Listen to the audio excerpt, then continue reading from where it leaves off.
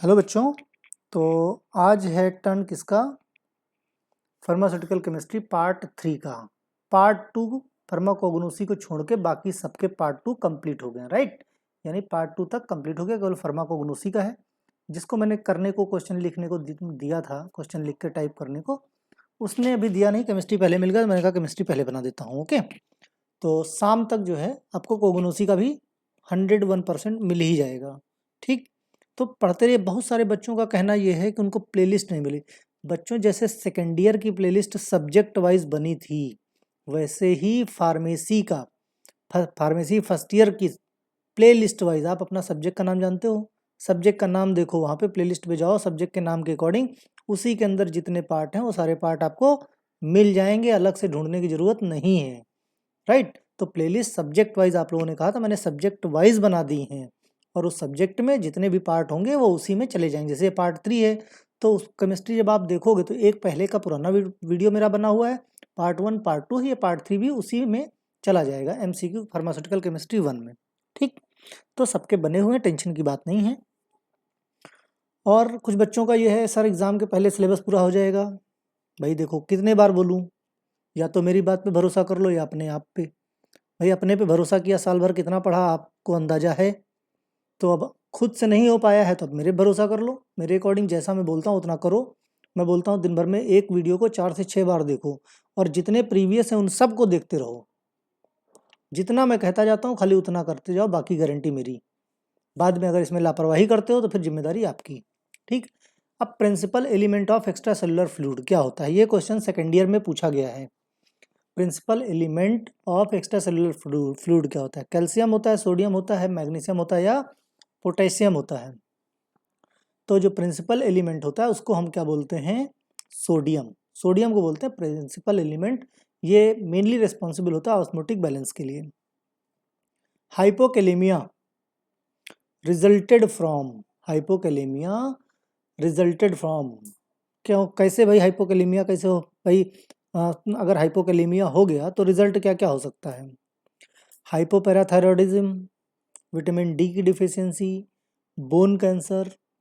तो अगर हाइपोकैल्सीमिया हो जाएगा, हाइपोकैल्सीमिया, तो इसका रिजल्ट क्या होगा? हाइपोथायरॉयडिज्म भी होगा, विटामिन डी की डिफिशियंसी भी हो जाएगी, और क्या हो जाएगा? क्योंकि क्या होता है कि विटामिन डी की अगर डिफिशियंसी है तो कैल्शियम का एब्जॉर्प्शन बॉडी में नहीं होगा, ठीक। बोन कैंसर हो जाएगा। यानी कि जब हाइपोकैल्सीमिया हो जाता है तो रीज़न क्या, ये सारी चीज़ें, उसका रिजल्ट किसका रिजल्ट है? ये रिजल्ट हाइपोथायरॉयडिज्म का है। विटामिन डी डिफिशियंसी की वजह से भी हाइपोकैल्सीमिया हो जाता है। बोन कैंसर किसी को हो गया है तो भी हाइपोकैल्सीमिया हो जाता है, राइट। यानी कि हमारा सी ऑप्शन, यानी ऑल। मिल्क ऑफ सल्फर किसे बोलते हैं भाई? सबलाइम सल्फर, सेलेनियम सल्फाइड, ये सल्फाइड है, सल्फाइड हो गया है, प्रेसिपिटेटेड सल्फर, या नन। तो मिल्क ऑफ सल्फर जो है वो है क्या है? सिनोनियम है प्रेसिपिटेटेड सल्फर का। प्रेसिपिटेटेड सल्फर का दूसरा नाम है, चाहे मिल्क ऑफ सल्फर पूछा जाए चाहे प्रेसिपिटेटेड सल्फर पूछा जाए, आपको दोनों सिमिलर हैं, राइट। तो फ्लावर ऑफ सल्फर किसे बोलते हैं? Flower of sulphur, Sublime sulphur, precipitated sulphur, selenium sulphide, या नन। तो फ्लावर ऑफ सल्फर बोलते हैं सबलाइम सल्फर को। ये सिनोनियम ध्यान रखना, एग्जाम में कंफ्यूज करेंगे। वैसे भी आप लोगों के पास 1 घंटा एग्जाम में रहेगा, लगता है 1 घंटा बहुत ज़्यादा है, लेकिन सर्वर की समस्याएं इतनी ज़्यादा रहती हैं कि वो 1 घंटा कम पड़ जाता है, right. What is dusting powder? अब डस्टिंग पाउडर मिलता है जो मार्केट में, क्या होता है उसमें? कैल्शियम कार्बोनेट पाउडर होता है, सल्फर पाउडर होता है, जिंक अंडे साइलेनेट होता है। क्या होता है उसमें? Dusting powder, calcium carbonate, sulphur powder, zinc अंडे साइलेनेट। तो जो डस्टिंग पाउडर होता है वो होता है हमारा सल्फर पाउडर। सल्फर पाउडर को ही बोलते हैं dusting powder. Used in shampoo in treatment of dandruff. Shampoo में डैंड्रफ के ट्रीटमेंट के लिए क्या यूज़ किया जाता है? तो silicone polymer, zinc stearate, stannous fluoride, या सेलेनियम सल्फाइड। तो shampoo in treatment of dandruff किसे यूज़ करते हैं? Silicone polymer, zinc stearate, stannous fluoride, selenium sulphide. हर क्वेश्चन को 2 से 3 बार पढ़ो, उसके बाद ऑप्शन को। यही टेंडेंसी रखोगे तो आपको एमसीक्यू रट जाएंगे। अदरवाइज क्या है, मैं आंसर बताता जाऊंगा, उसके बाद जब एग्ज़ाम लूँगा तो आप खुद देखोगे कि जो आपने किया है उसी में से कितना सारा आप भूल जा रहे हो।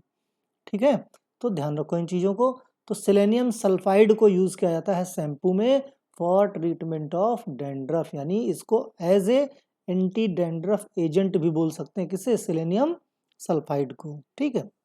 Hydrogen peroxide is a solution, कैसा सॉल्यूशन है, अल्कोहलिक सॉल्यूशन है, हाइड्रो अल्कोहलिक सॉल्यूशन है, या एक्वस सॉल्यूशन है, या नन है। बताओ भाई, hydrogen peroxide alcoholic, hydro alcoholic या एक्वस। तो सिंपल सी बात, हाइड्रोजन पेरोक्साइड हमारा क्या है, एक्वस सॉल्यूशन है, अल्कोहल का इसमें कोई काम नहीं। ठीक। अब hydrargyrum is other name of, hydrargyrum other name किसका है, दूसरा नाम क्या है इसका भाई, silver nitrate, flower of sulphur, mercury, या हाइड्रोजन पेरोक्साइड। तो hydrargyrum is other name of silver nitrate, flower of sulphur, mercury, hydrogen peroxide. तो हाइड्रागायरम बोलते हैं हम किसको, मरकरी को, किसको, mercury is also known as hydrargyrum, यानी सी ऑप्शन सही है। Which is used as antiseptic, iodine, boric acid, cetrimide, all. तो जो बोरिक एंटीसेप्टिक होता है, आयोडीन भी हमारा एंटीसेप्टिक होता है, बोरिक एसिड भी होता है और सेट्रीमाइड भी होता है।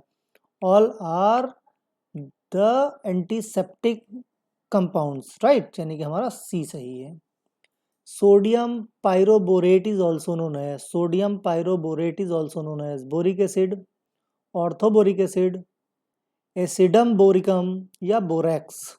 तो सोडियम पायरोबोरेट किसका दूसरा नाम, इसका दूसरा नाम क्या होता है भाई, बोरिक एसिड को बोलते हैं, ऑर्थोबोरिक एसिड को बोलते हैं, एसिडम बोरिकम को बोलते हैं, या बोरेक्स को।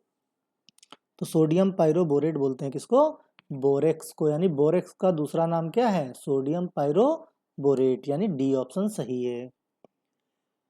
एसिडम boricum is also known as, अभी हमने पढ़ा था, acidum boricum is also known as boracic acid, hydrogen borate, orthoboric acid, या ऑल।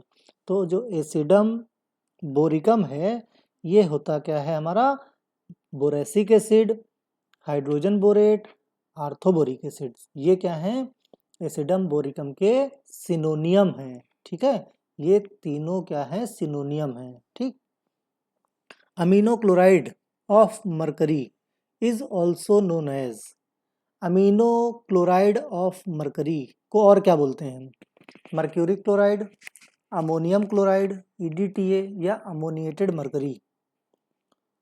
तो बताओ भाई, amino chloride of mercury is also known as mercuric chloride, ammonium chloride, EDTA, या ammoniated mercury.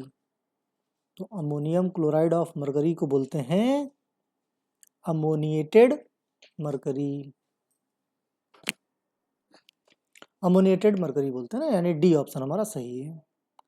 Anti microbial includes, anti microbial includes anti bacterial, anti fungal, anti protozoans. तो जो anti microbial होता है that is also called as anti bacterial, anti fungal, anti protozoans. ये सारे क्या होते हैं, एंटी माइक्रोबियल एजेंट होते हैं। ठीक है। White vitriol is act as agent, white vitriol किसे बोलते हैं भाई, कैसा एजेंट होता है, एस्ट्रिंजेंट, चिलेटिंग एजेंट, प्रोटेक्टिव, या डेंटल प्रोटेक्टिव। तो white vitriol is act as astringent, कैसा है, एस्ट्रिंजेंट की तरह काम करता है। Inorganic substance used in treatment of opium alkaloid poisoning, इसमें से कौन सा ऐसा सब्सटेंस है जो ओपियम एल्कोलॉइड या नारकोटिक की पॉइजनिंग में क्या करता है, ट्रीटमेंट में हेल्प करता है। Alum, aluminium chloride, zirconium sulphate, या जिंक सल्फेट। तो ओपियम एल्कोलॉइड पॉइजनिंग में हेल्प करता है क्या, जिंक सल्फेट। जिंक सल्फेट क्या करता है, ओपियम एल्कोलॉइड की पॉइजनिंग में हेल्प करता है ट्रीटमेंट में। Zinc sulphate is prepared by the action of on zinc oxide. Zinc sulphate is prepared by means zinc sulphate prepare किया जाता है। जिंक सल्फेट क्या है? प्रोडक्ट है। अब जिंक ऑक्साइड के साथ, जिंक ऑक्साइड की किसके साथ रिएक्शन करा दी जाए कि जिंक सल्फेट बन जाए? सिंपल सी बात समझो। Concentrated HCl, non concentrated H2SO4 and concentrated HNO3। तो जब कॉन्सेंट्रेटेड H2SO4 की रिएक्शन कराई जाती है जिंक ऑक्साइड के साथ तो हमारा रिजल्ट क्या होता है? जिंक सल्फेट, यानी हमारा क्या है? सी ऑप्शन सही है। Gutzeit apparatus used for, Gutzeit apparatus जो है किसके लिए यूज किया जाता है? Arsenic limit test, iron limit test, chloride limit test या नन? तो आर्सेनिक का लिमिट टेस्ट कंप्लीट लेक्चर है, अगर आप और देखना चाहो तो आप देख सकते हो कि यूट्यूब पे आप सिंपली जो है limit test of arsenic by Avrange Singh आप टाइप करोगे तो वो खुल के आ जाएगा। तो उसमें कंप्लीट डिटेल दी हुई है लिमिट टेस्ट के बारे में। जैसे बहुत सारे बच्चे सर लिमिट टेस्ट के बारे में थोड़ा सा बताइए, तो बच्चों जितने लिमिट टेस्ट आपके सिलेबस में सारे के सारे सब्जेक्टिव लेक्चर पड़े हुए हैं।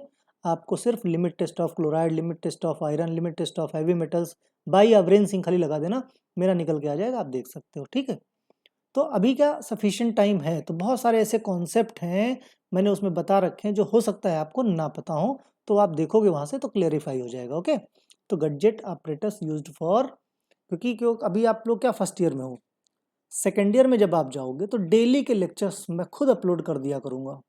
वैसे सेकेंड ईयर के 80% से ज़्यादा लेक्चर यूट्यूब चैनल पे मैंने ऑलरेडी अपलोड कर रखे हैं, लेकिन चूंकि मैंने जस्ट चालू किया था, बहुत सारा अपग्रेडेशन करना बाकी है।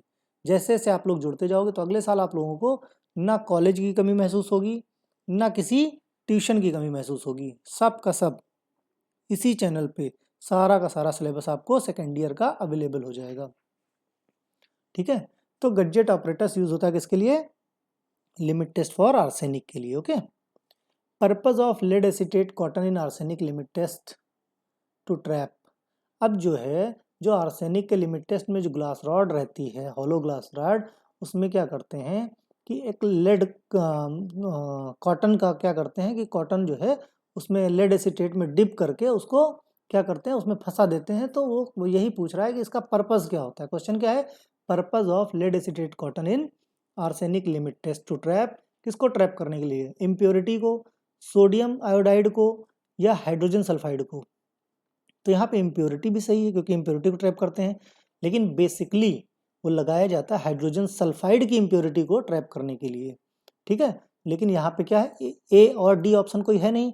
इट मीन्स क्या होगा हमारा मोस्ट अप्रोप्रिएट क्या होगा? हाइड्रोजन सल्फाइड, क्योंकि स्पेसिफिकली लेड एसिटेट का कॉटन क्या करता है, जो रिएक्शन होती है उससे जो हाइड्रोजन सल्फाइड नाम की इम्प्योरिटी निकलती है उसको वो क्या करता है, ट्रैप कर लेता है, जिससे कि जो ऊपर कॉटन लगा रहता है, सो वो जो हमारा फिल्टर पेपर लगा है उस पर जो येलो स्टेन आता है उसकी इंटेंसिटी साफ साफ आइडेंटिफाई की जा सके। क्योंकि अगर हाइड्रोजन सल्फाइड पहुंच जाएगा तो जो येलो स्टेन आता है वो कैसा हो जाएगा, फिर ब्लैक स्पॉट के फॉर्म में आ जाएगा।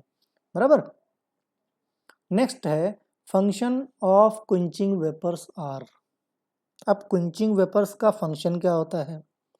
ये पहली चीज तो समझो, ये यूज किया जाता है गीगर मुलर काउंटर में। गीगर मुलर काउंटर का सेपरेट टॉपिक मैंने बना के बाकायदे यूट्यूब पे पढ़ा हुआ है। Geiger Muller counter by Avrange Singh डालिएगा तो पूरा टॉपिक आपको मिल जाएगा। ठीक, तो चाहोगे तो 5-10 मिनट का टॉपिक है, आप देख सकते हो। ठीक, to ionise the ionising radiation, produce amplitude for incident radiation, none, to prevent the false pulses. Main जो फंक्शन होता है क्विंचिंग वेपर्स का वो होता है to prevent the false pulses, जिससे कि रिकॉर्ड किया जा सके। ठीक है, रिकॉर्डर पे हमारे फर्क ना पड़े, जो फॉल्स पल्सेस आती हैं वो एम्पलीट्यूड को बढ़ा ना पाए और उनको क्या करता है, प्रिवेंट कर देता है। अब होती क्या है भाई quenching gas? Methane, organ, cyanide, chlorine, bromine. तो बच्चों जो हैलोजन गैसेस होती हैं मोस्टली वही क्या कहलाती है, हमारी क्विंचिंग गैस, यानी कि क्लोरीन और ब्रोमीन हमारी क्या है, क्विंचिंग एजेंट। ठीक, ये क्या करते हैं, फॉल्स इम्पल्स को जो है होने से प्रिवेंट करते हैं। ठीक, जनरेट होने से क्या करते हैं, उनको प्रिवेंट कर देते हैं। किसमें? जीएम काउंटर में, याद रखना। Radioactivity was discovered firstly by, Rutherford, J Thomson, madam Curie या हेनरी बैकरल। तो हेनरी बैकरल जो थे बच्चों, रेडियो एक्टिविटी का भी सेपरेट टॉपिक पढ़ा, आप लोग देख सकते हो यूट्यूब पे, ठीक। हेनरी बैकरल ने मैंने बाकायदा उसमें तो पूरी हिस्ट्री बताई है कैसे कैसे क्या क्या हुआ है। हेनरी बैकरल जो है उन्होंने सबसे पहले क्या किया था, रेडियो एक्टिविटी शब्द नाम दिया था। किसने दिया था? हेनरी बैकरल ने, ठीक है। तो radioactivity is due to, कैसे होती है भाई? Stable electronic configuration, unstable electronic configuration, unstable nucleus या स्टेबल न्यूक्लियस। तो सिंपल सी बात है, इसीलिए जो हैवी न्यूक्लियस, हैवी जो एटॉमिक नंबर वाले जो हमारे एलिमेंट हैं उन्हीं को बोलते हैं ना, जैसे 80 के ऊपर वाले, 88 के ऊपर वाले, एक्सेप्शन सभी जगह पे हैं, ठीक है। तो क्योंकि वो हैवी जितने होते हैं उनका जो न्यूक्लियस होता है वो क्या रहता है, अनस्टेबल रहेगा, और जब अनस्टेबल रहेगा तो वो क्या, रेडिएशंस प्रोड्यूस करेगा, ठीक है। Unit of radioactivity, Rutherford, ohms, Curie या ए एंड सी? बताओ भाई, रदरफोर्ड, ओम्स, क्यूरी। अब ए एंड सी उस कंडीशन में सही होता जब रदरफोर्ड की जगह अगर बैकरल होता, क्योंकि हेनरी बैकरल ने जब इसको पता लगाया था तो उनको एग्जैक्टली ये नहीं पता था कि कौन सा रेडिएशन है निकल रहा है रेडियो एक्टिविटी का, है ना। तो उन्होंने क्या है, जो निकल रहा था उसको बैकरल के नाम से रिप्रेजेंट किया था। तो बैकरल भी जो है क्या था, एक यूनिट थी।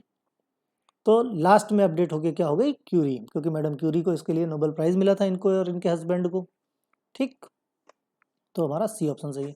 Radio active decay is the reaction of, भाई किस ऑर्डर की रिएक्शन, जीरो ऑर्डर है, सेकंड ऑर्डर है, थर्ड ऑर्डर है या फर्स्ट ऑर्डर की रिएक्शन है? देखो क्वेश्चन ऐसा आता है तो इंपॉर्टेंट हो जाता है, राइट। तो radioactivity is the reaction of first order reaction. जो रेडियो एक्टिविटी डिके होता है ये फर्स्ट ऑर्डर रिएक्शन बोलते हैं इसको, ठीक। Device use for measurement of radio activity, cyclotron, mass spectrophotometer, nuclear reactor या गीगर मुलर काउंटर, जिसे बोलते हैं क्या हम, जीएम काउंटर, राइट। तो जो रेडियो एक्टिविटी का मेजरमेंट होता है वो हम जीएम काउंटर के थ्रू करते हैं, ठीक। तो ये क्वेश्चन आपके हो गया। इस तरह से पार्ट 3 पूरा हो गया। शाम तक आपको कोगनोसी का भी पार्ट 2 मिल जाएगा।